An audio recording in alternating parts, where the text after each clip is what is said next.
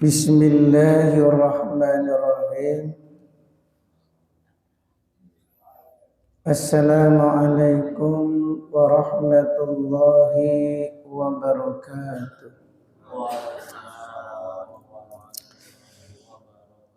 Nahmaduhu wa nusalli wa nusallimu ala rasulihil karim.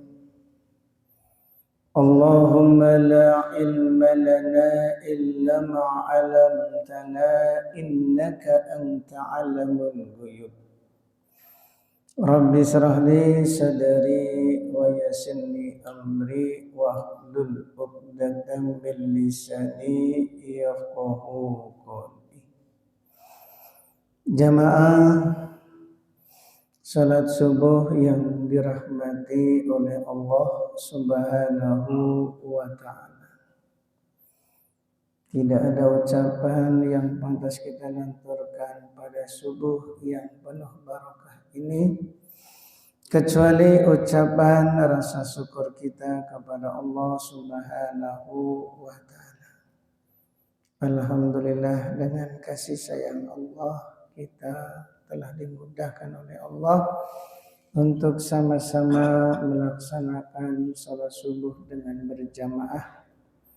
Mudah-mudahan kita semuanya mendapat daripada jaminan Allah Subhanahu wa ta'ala. Amin. Mudah-mudahan rezeki kita dijamin oleh Allah. Amin. Kesehatan kita dijamin oleh Allah. Karena kesehatan itu pemberian. Ya, kata medis katanya, kata orang bilang olahraga itu sekedar untuk mendapatkan kesegaran atau kebugaran. Olahraga itu bukan untuk mendapatkan sehat. Sehat itu pemberian. Tapi olahraga itu untuk kebugaran. Makanya orang kena penyakit diabetes walaupun rajin olahraga ya diabetesnya hilang-hilang. Menunjukkan bahwa kesehatan itu pemberian. Yang olahraga sekedar untuk kebugaran.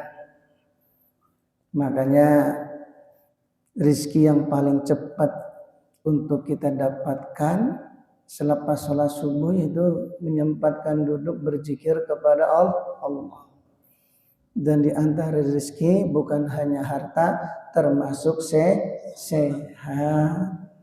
Ini perlu kita renungkan ini. Kalau orang habis sholat subuh jogging, boleh nggak? Boleh. Boleh, nggak ada yang larang. Yang penting habis sholat subuh.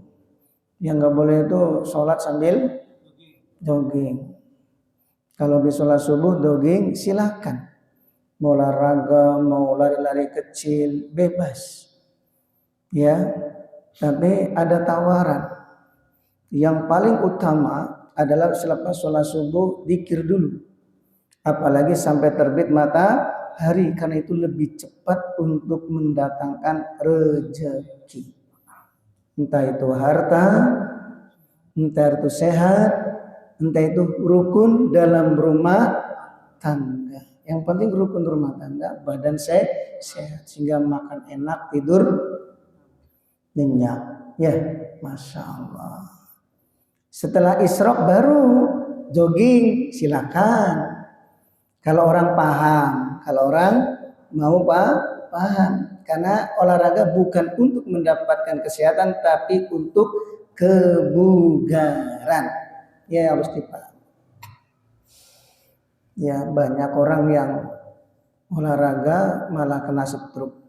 Ya, olahraga malah pingsan. Nah ini, karena itu sekedar kebugaran. Ini harus sedikit ngerti gitu agar kita ini mengutamakan ya amalan gitu. Selepas subuh itu yang paling baik itu memang zikir dulu ya, sempatkan. Apalagi kalau ada taklim duduk dalam. Syukur-syukur kita ini sampai isyraq melakukan 2 sampai 4 rakaat supaya mendapatkan pahala haji dan umroh sempurna 3 kali. Yang jelas orang yang habis sholat subuh itu Sempatkan zikir ya sejenak di dalam masjid, insya Allah rizkinya itu akan dijamin oleh Allah. Amin. Mudah-mudahan termasuk kita ya yang rizkinya seret, mudah-mudahan dilancarkan oleh Allah. Amin ya Rabbal. Makanya kalau kita lihat para kiai yang rizkinya itu mudah, ada nggak kiai itu habis subuh tuh pulang? Ayo. Ya kiai itu ya subuh, habis sholat subuh zikir sampai jam 9. Ya akhirnya ya rizkinya mudahkan, rumah tangganya rukun. Ya tapi jangan mengira kalau kiai-kiai itu istrinya nggak galak, jangan kira. Ya sama saja rumah tangga itu ya mestilah ya dalam rumah tangga pertengkaran itu mesti terjadi.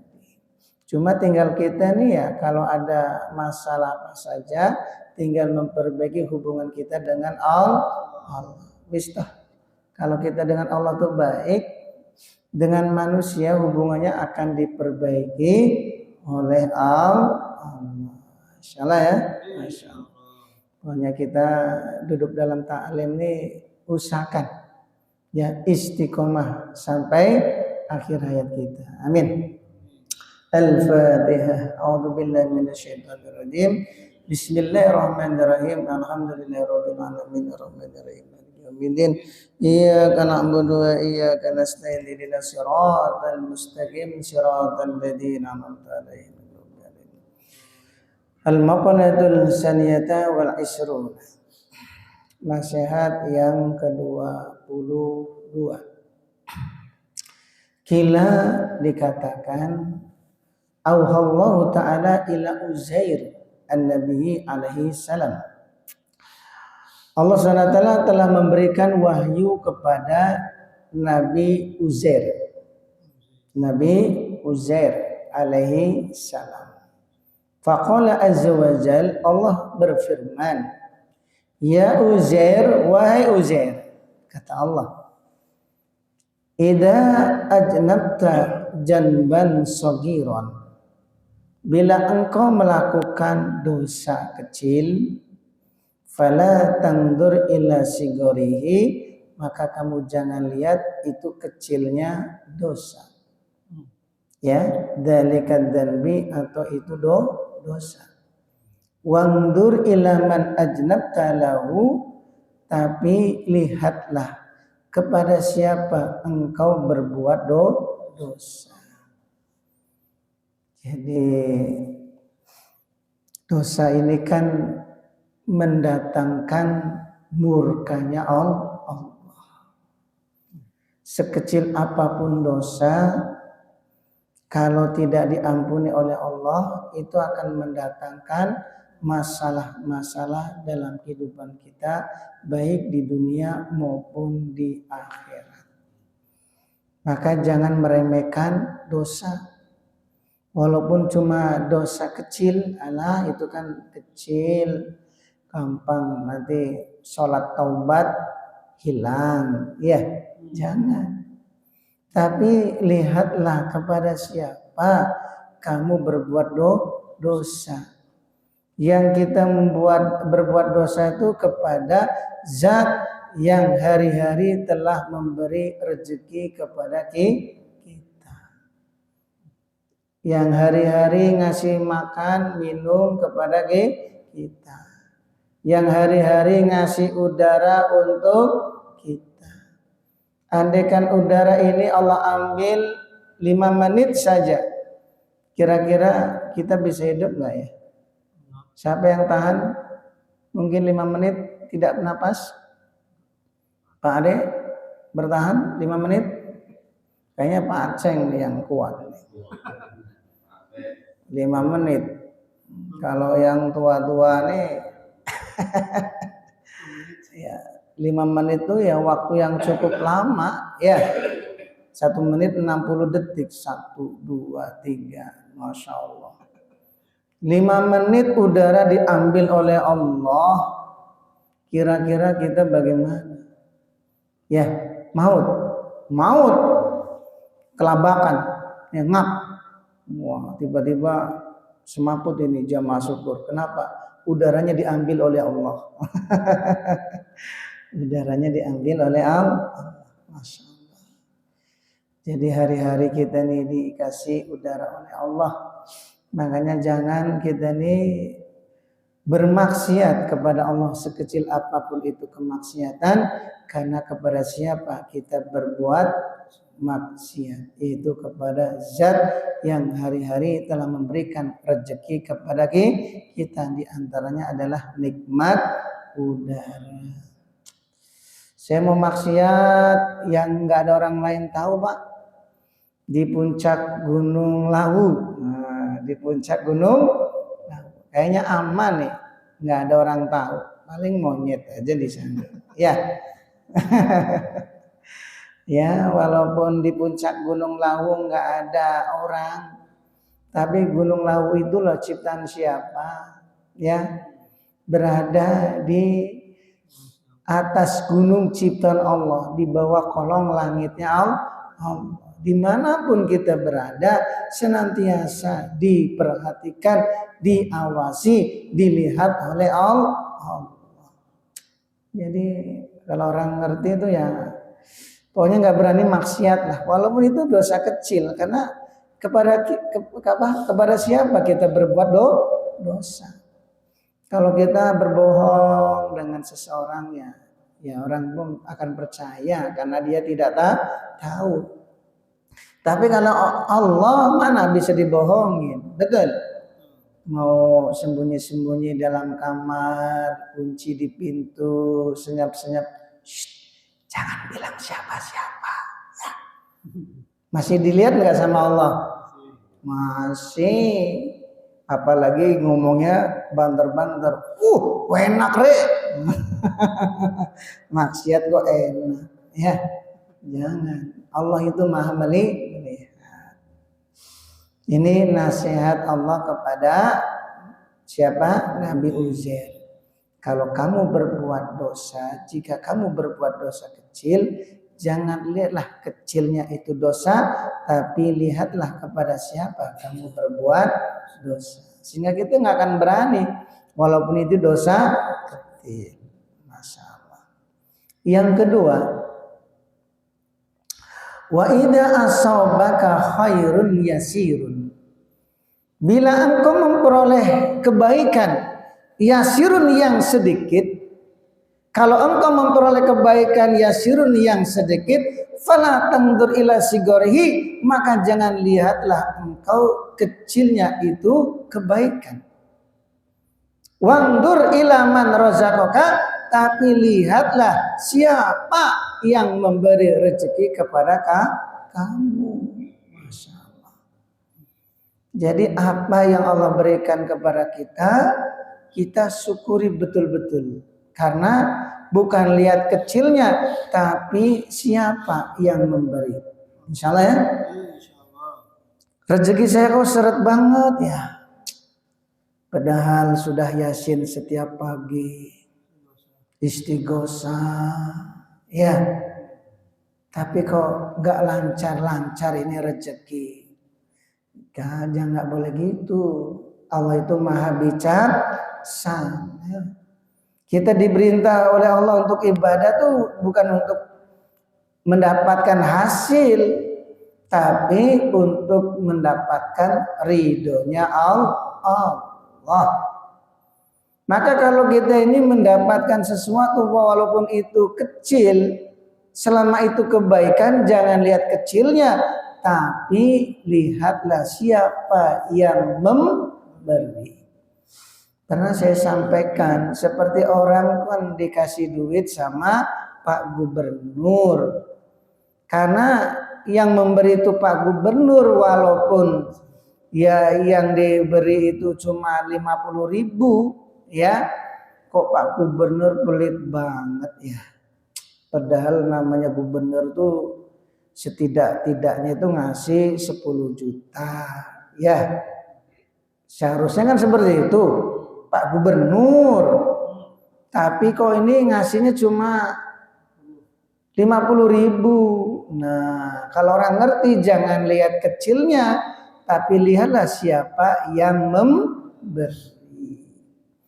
Ya, kalau yang kita melihat siapa yang memberi, kita akan menghargai, menunjukkan kalau kita ini sudah dikenal oleh Pak Gubernur. Betul?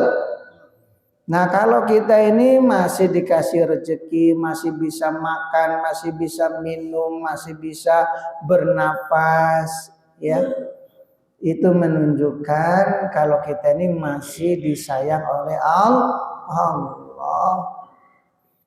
Coba rezeki Allah tuh masih banyak sebenarnya yang Allah berikan kepada kita. Ya, di antaranya tadi nikmat udara. Walaupun mungkin masalah ekonomi kita serba kekurangan, tapi kan ada nikmat yang lebih besar, yaitu nikmat udara. Sekarang begini aja. Kalau kita ini kerja, gajinya sebulan 25 juta. Berapa? 25 juta per jam. Kebayang nggak? Ya Mas, gaji bayaran ya, sejamnya 25 juta. Seneng nggak? Tapi udara nggak ada. Udara nggak ada. Bisa? Nggak bisa. Bagaimana kita akan bisa kerja kalau udara tidak ada? Percuma kita mau. Masya Allah. Maka kalau kita nih masalah ekonomi mungkin ya katakan ada problem atau mungkin serba kekurangan, masih ada nikmat-nikmat Allah yang Allah berikan kita. Di antaranya biasanya kalau orang tua rezekinya seret, biasanya itu badannya sehat. Betul? Badannya lebih sehat, makannya lebih kuat, tidurnya lebih nyenyak. Betul nggak? Iya. Orang-orang banyak duit itu, masya Allah, yang ada tuh rasa kekhawatiran. Walaupun kadang nggak sakit, tapi yang ada rasa kekhawatiran. Khawatir apa? Takut sakit. Nanti kalau sakit, istri masih muda. Kalau saya meninggal, nikah lagi istri. Ya. Jadi dihantui rasa ketakutan. Bang, nyatanya kita ini kan kalau perjalanan punya helm yang harganya berapa? Pak Nanang? Ya, Pak Nanang. Ada helm yang mahal tuh berapa harganya katanya? Hah? Yang biasa, yang jutaan itu loh. Yang 15 juta. Helm itu 15 juta. Kira-kira kalau kita ini dalam perjalanan singgah mau sholat ke masjid, helmnya dibawa atau digantung di atas motor? Dibawa. Itu baru satu barang aja udah jadi beban sebenarnya, betul nggak? Jadi beban kan?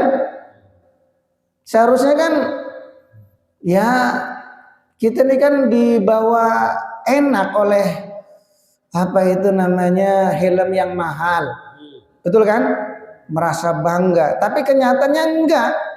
Disusahkan oleh karena gara-gara helm. Betul nggak? Ini yang kita tanpa sadari. Mau naruh helm saja bingung. Ini kalau taruh di atas motor hilang helm. 15 juta. Ya. Nanti pas sholat taruh di teras masjid masih juga khawatir. Kalau taruh di depan sholat, ketika sholat dikira ini kacidat-cidat teuing. Ya, terlalu banget itu orang. Ya, sampai pun beli itu tuh juga nggak khusyuk. Akhirnya sholat pakai helm. Aman pokoknya sholat pakai helm. Coba. Itu satu contoh orang baru punya satu helm bukan mendapatkan kesenangan, justru susah gara-gara helm. Coba kalau helmnya itu yang harga berapa Pak? 100.000, yang second berapa? 50.000 kira-kira. Kalau naruh tuh gimana? Wah, diuncalkan ya. Diuncalkan, kemudian ya mungkin pakai kaki. Ya, tenang, sholatnya tuh tenang, nggak khawatir nanti helm saya hilang, nggak ada yang ambil helmmu itu, ya. Itu satu gambaran. Jadi jangan melihat kalau orang kaya itu hatinya tenang, enggak. Itu baru satu contoh. Padahal yang punya helm itu orang banyak duit juga. Tapi ya tetap takut, khawatir. Itu baru satu benda yang dia miliki. Kalau banyak harta yang dia miliki, kira-kira tenang atau tambah susah? Justru tambah susah. Kekhawatiran itu selalu ada. Dihantui dengan rasa kekhawatiran. Nanti kalau saya mati, istri saya bagaimana? Kawin lagi, ya. Ini fitrah manusia loh, ya. Jadi jangan mengira orang banyak duit itu tenang, enggak. Tenang tuh kalau berzikir kepada Allah. Ala bidzikrillah tatmainnul qulub. Hanya dengan mengingat Allah hati menjadi tenang. Makanya apa yang Allah berikan untuk kita, itulah yang terbaik yang harus kita syukuri. Insya Allah istri cuma satu ya disyukuri betul-betul itu. Disyukurin, yang satu aja disyukurin. Jangan menghayal kemana-mana, andaikan bagaimana, satu aja nggak keurus, andaikan. Ya. Punya motor satu disyukurin, ya. Punya rumah satu disyukurin. Alhamdulillah. Pokoknya apa yang Allah berikan kepada kita syukurin. Insyaallah. Karena melihat siapa yang memberi. Jangan lihat kecilnya itu barang, tapi lihatlah siapa yang memberi, yaitu Allah Subhanahu wa taala. Kemudian nasihat yang terakhir, nasihat yang ketiga. Allah SWT berfirman kepada Nabi Uzair, ya. Wa idza asabaka baliyah. Jika telah menimpa kepadamu baliyah, yaitu namanya baliyah itu kesumpekan atau kesusahan. Sebab ada masalah, mungkin terlilit utang atau usaha bangkrut, ya. Fala taskuni ila khalqi, kata Allah. Jangan kamu itu mengadukan aku kepada makhlukku atau orang lain yang mereka adalah ciptaan aku. Jadi jangan mengadukan tentang diriku kepada orang lain. Bagaimana ya Allah, kok kayak nggak adil? Nah, nggak boleh, ya. Kamala askuka, sebagaimana aku tidak pernah mengadukanmu ila malaikati, kepada malaikatku, ida suidat ilayya, ketika kesalahanmu itu dinaikkan atau dilaporkan kepadaku, masawiyaka, yaitu atas keburukan-keburukan kalian. Jadi sebagaimana keburukan-keburukan kalian atau aib-aib kalian, itu Allah tidak pernah bercerita kepada malaikat. Padahal kita ini kalau dibuka nih sebenarnya nih, Masya Allah, banyak belangnya ini kita ini. Ya, ini kan nggak kelihatan karena ketutupan oleh pakaian yang indah. Mau datang ke masjid, padahal nggak tahu artinya kalau dibalik asyukur mah ya paling macam-macam. Nah itu kadang orang yang banyak ibadah belum tentu ya itu bagus. Bisa jadi ya di saat dia itu digoda paling semangat ya untuk bermaksiat. Masya Allah. Jadi orang itu kadang kelihatannya saja dohirnya kelihatan kayak yang soleh gitu. Kayak ibu-ibu tuh Masya Allah kan rajin pengajian ya. Ibu tuh kan rajin pengajian, ngabring ke sana, ngabring ke situ. Tapi kadang di rumah tuh yang paling banyak melawan suaminya. Nah, cuma ketutupi oleh kajiannya, pengajian ibu-ibu dari majelis taklim masjid mana? Ya pokoknya Masjid Baitullah gitu aja. Masjid Baitullah. Orang tuh nggak melihat sebenarnya tuh dalamnya bagaimana, itu orang lain tidak tahu. Yang namanya dohir tuh kelihatannya yang bagus-bagus, yang namanya ibu-ibu kan pakainya rapi, ya warna-warni, ya. Makanya di neraka itu kebanyakan penghuninya perempuan. Bukan karena mereka nggak sholat, kalau masa sholat mereka paling rajin, ngajinya paling rajin. Saya yakin ya Indonesia nih laki dengan perempuan yang paling banyak pintar baca Quran kayaknya perempuannya. Betul nggak? Iya, tapi kenapa kok penghuni neraka kebanyak perempuannya? Ya, hunna yakfurnal athiro, karena mereka tidak bersyukur kebanyakan kepada suaminya. Masya Allah. Makanya kalau ada masalah, jangan sekali-kali ngeluh, mengadukan masalahnya kepada orang lain. Gimana ya, saya ini sudah sholat, tapi kenapa kok masalah belum kelar-kelar? Nggak boleh, ya. Wong Allah itu loh menutupi keburukan kamu itu loh di depan para malaikat, nggak pernah membuka keburukan kamu itu. Betul nggak? Selalu ditutupi sehingga kita nih kelihatannya yang indah-indah, datang ke masjid dengan pakaian rapi, orang lain nggak tahu isi hati kita, padahal mungkin kalau dibuka hati kita isinya tuh apa ya, pokoknya aneh-aneh lah gitu ya. aneh, Masya Allah. Ini penting ya, jangan sampai kita ini mengadukan masalah-masalah kita kepada orang lain, karena Allah juga tidak pernah ya akan mengadukan keburukan-keburukan kita di depan para malaikat. Maka qala al-Imam Uyainah telah berkata, Imam Uyainah, man sakalin nas wa qalbuhu sabirun radin bil qada'i lam yakun jazi'an. Barang siapa yang mengadu kepada manusia, wa qalbuhu sabirun, dan hatinya tetap sabar, tetap ridho, bil qada'i, dengan takdir yang Allah telah tentukan, lam yakun jazi'an, maka itu bukan dikatakan mengeluh. Jadi kalau kita bicara mungkin saya ini lagi capek, ya capek kepada orang lain, kita ngomong kepada orang lain.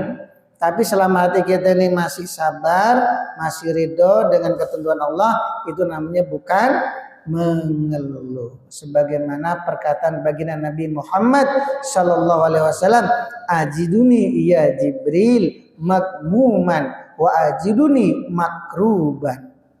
Ya, aku telah mendapati wahai Jibril makmuman, rasa susah, wa ajiduni makruban, dan aku telah mendapati itu rasa cemas. Ya, ini jawaban baginda Nabi ketika ditanya oleh malaikat Jibril, kaifa tajiduka, apa yang telah kau rasakan wahai Rasulullah? Yang dirasakan Nabi ya ketika mau meninggal dunia ya susah, kemudian cemas. Ini bukan mengeluh selama hati kita masih sabar dan ridho dengan apa yang telah ditentukan oleh Allah. Yang nggak boleh itu mengeluh kalau kita nih hatinya nggak ridho. Saya ini sudah tahajud tapi masalah-masalah nggak kelar. Itu loh yang nggak pernah ibadah tapi rezekinya lancar.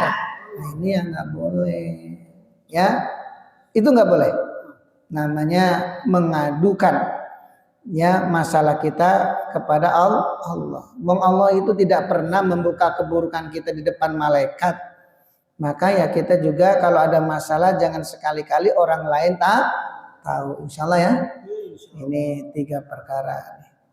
Ya, nasihat Allah kepada Nabi Uzair. Yang pertama, kamu jangan melakukan dosa kecil. Janganlah, jika engkau melakukan dosa kecil, jangan lihat itu dosa kecilnya, tapi lihatlah kepada siapa kamu berbuat dosa. Kemudian kalau kamu mendapatkan kebaikan yang sedikit, jangan lihat sedikitnya itu kebaikan, tapi lihatlah siapa yang memberi kebaikan.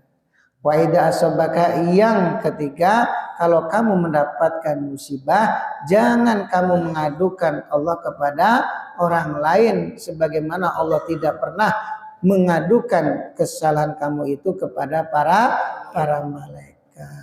Mudah-mudahan kita niat untuk mengamalkannya. Subhanallah wa bihamdihi, subhanallah wa bihamdika, asyhadu an la ilaha illallah. Wassalamualaikum warahmatullahi wabarakatuh.